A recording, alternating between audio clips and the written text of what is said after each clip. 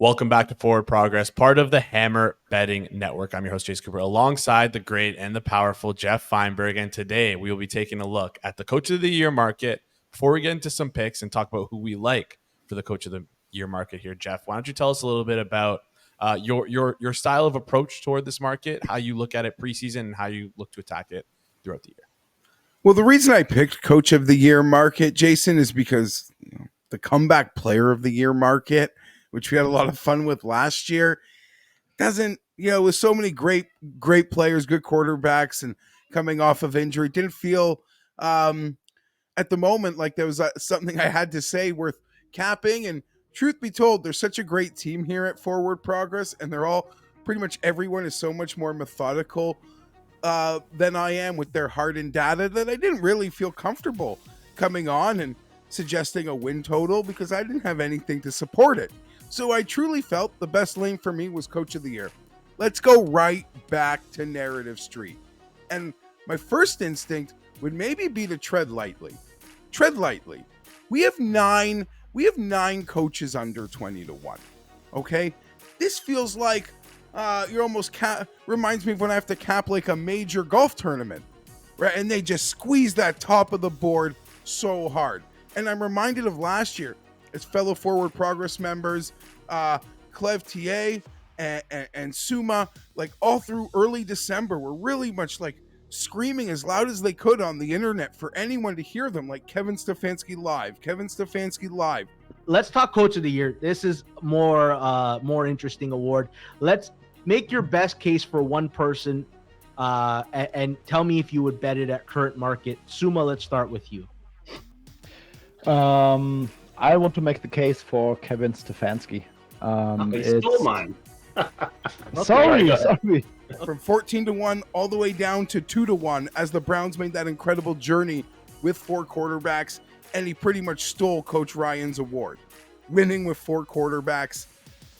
A scenario that you probably couldn't have seen coming, truly, when doing this video earlier. So there's a lot to unpack, but also with Coach of the Year, Jason, they've clearly set a standard. And you can tell by the odds board that it's no secret. They try to determine like who's going to do the most with the least. There are very few teams who are like favored to win their divisions whose coaches are among the favorites in Coach of the Year. On the flip side of that, Jason, who's the best coach in football? Like, let's just point out how dumb this award in some ways is. Who is the best coach in football off the top of your head? It's got to be. It's probably Andy Reid or Kyle Shanahan. Okay, probably two very fair guesses. Andy Reid is dead last on the Fanduel grid for Coach of the Year. This isn't a knock on the odds makers. They just know how this award works. That in and of itself should tell you almost how ridiculous in some ways this award is. It's almost broken down into tiers. There are like coaches that are too good. They can almost no longer win the award.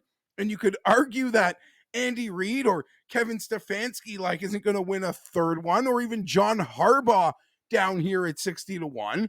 And then there are coaches that we're just so turned off on that in no realm could you see them winning an award like this. And maybe that's where you're like Dennis Allen's and Mike McCarthy's come in at like 50 or 60-1. And then it's almost like a total middle ground of coaches who we respect and we acknowledge, like they're pretty good, but their teams are now too good maybe for them to be worthy of an award like this. McDermott, McDonald, guys that have really hung around, done some good things. And then you get to like the part of the board where it's all these teams hoping to be on the come up. And that is where we essentially have the 12 coaches the 9 coaches under 20-1 to win this award. Are coaches where you think this team is on the come up. Yeah, and I mean, like, just looking at the board, it's hard for me to get around as Jim Harbaugh being the favorite for the award. I know it's 9-1, so it's a very long favorite here. But I mean, just looking at the talent and thinking about the talent on the team, that's all this award is based on the expectations going into the season for what we have for the team and who we think can exceed them by a lot. And like, there's so many different options and so many different ways to attack this market. I'm curious to hear who you like for this award. So there's a lot of ways to go about it. But before we bring up the board here and take a look at the market and get into our picks, I want to remind everyone that we are now sponsored by FanDuel. Well, football is back, and there's no better place to get in on the NFL action than FanDuel, America's #1 sportsbook. Why? Because right now, all customers can bet $5 and get a 3-week free trial of NFL Sunday Ticket from YouTube and YouTube TV. Then you'll be able to watch every regular season Sunday afternoon out of market game. With FanDuel, you'll have a wide variety of markets at your disposal to bet on the NFL this coming season, as well as the ability to do some live same game parlays. And plus, on top of that, if you haven't used Sunday Ticket through YouTube TV yet, you're really missing out, because I love that quad box feature of theirs. You're able to sweat 4 games at once. It's truly amazing. So with FanDuel, you don't even have to leave the app to access real-time stats and data to help you make even more winning bets. Just visit FanDuel.com/forwardprogress to download America's #1 sportsbook. That's FanDuel.com/forwardprogress. All one word. Offer ends September 22nd, 2024. After 3-week free trial, the full price of Sunday Ticket will be automatically charged seasonally. Cancel anytime. No refunds. Terms, restrictions, and embargoes apply. YouTube TV base plan required to watch YouTube TV. Redemption requires a Google account and current form of payment. Gambling problem? Call 1-800-GAMBLER or visit rghelp.com. Let's head over to FanDuel right now. Take a look at this odds board.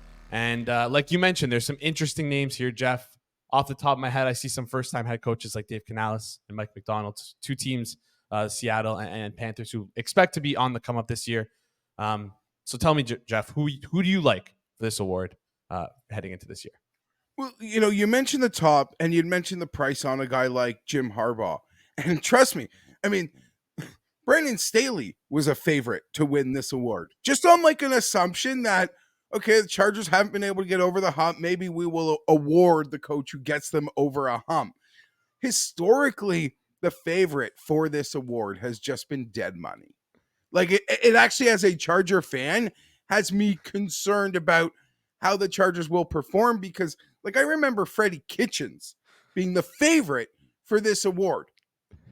So I don't believe they ever get the actual favorite of this award right. I like to be shown the time in history where the favorite actually did win the award. So that's a concern. What we have now, though, to me, I have singled out what I believe are 3 coaches. And I'm treading lightly because I mentioned there I believe will be opportunities later in the season, paying close attention, sort of seeing a wave coming like with Stefanski last year. Matt LaFleur at 13-1 seems like an incredibly attractive option. You believe, with how the Packers finished last year, with what the expectations are for them this year, that if there's a guy this year who I believe voters might have a soft spot to give like a lifetime, I don't want to call it a lifetime achievement award because he's still so young, but like a career achievement award, I believe it could go to Matt LaFleur. With the development of Jordan Love, getting them right into the playoffs a year ago. If they were in a shit show to start the season a year ago, he probably would have been firmly in that discussion. The ability as an organization, how they transition from Rodgers to Love, I believe will get a lot of credit. Shane Steichen, another one, I believe certainly on the come up, had the Colts within a game of the postseason a year ago, Jason. So with Anthony Richardson, these are 2 guys that I believe people should be paying very close attention to. But for me, I've almost swerved from my own theory because I have made my bet on Raheem Morris 12-1 over at FanDuel. Now, of all these coaches sort of in the lower tier near the favorites, Raheem is the only one whose team is actually favored to win the division. So it will take more than just winning the division. I believe Atlanta might have to win 11 or 12 games for Raheem Morris to actually win this award. But with Kirk Cousins there, and just like everywhere you took Raheem Morris being so likable, I could see him getting a lot of the credit for the resurgence of the Falcons if it were actually to happen this year. Zach Robinson as offensive coordinator from the Rams, with Kirk Cousins. I just believe that they're in a situation to really run away with the division, and Raheem Morris gets this award. But more importantly, something I've thought of when trying to make these bets potentially is anyone you think is going to win Coach of the Year, I think you should, like, if there's any team who isn't favored to win their division and you think they're going to be Coach of the Year, any team that you think is going to win their division as an underdog, I believe you should make maybe like 10, 15, 20% of that bet on that coach to win Coach of the Year. As an example, Indianapolis plus 310 to win their division. A lot of people see that as a potential long shot place. Why wouldn't I also supplement that if they do win the division with some like 14-1 Steichen Coach of the Year odds? I truly believe this. Maybe that sounds crazy, but that is something that I don't think is a crazy strategy if you are banking on an underdog winning a division. For example, like, just if you think the New York Giants are going to win the division, they're 16-1 to win the division. Brian Dable's like 40-1 to win Coach of the Year. Why would you also not bet that a little? Yeah, that makes perfect sense as well. And I completely agree with what you said about Raheem Morris and the Coach of the Year stuff. Because again, this offense last year was absolute detritus. They just look so lifeless. So getting a wild card spot will not get this award done for Raheem Morris. Winning the division, winning an underperforming division with 9 or 10 wins probably doesn't even get me this bet for Raheem Morris. Yeah, but if again, there's like true life shot into the Falcons and they go out and win 11 and 12 games, I think Raheem Morris is going to win this award. Absolutely. No more Arthur Smith. Zach Robinson comes in as a much better offensive coordinator. There's a real probability of Raheem Morris winning this award with how bad the Falcons were and have been over the past couple years. So we're going to lock in Raheem Morris at 12-1. We're going to put in a full unit on that, $100 to win $1,200.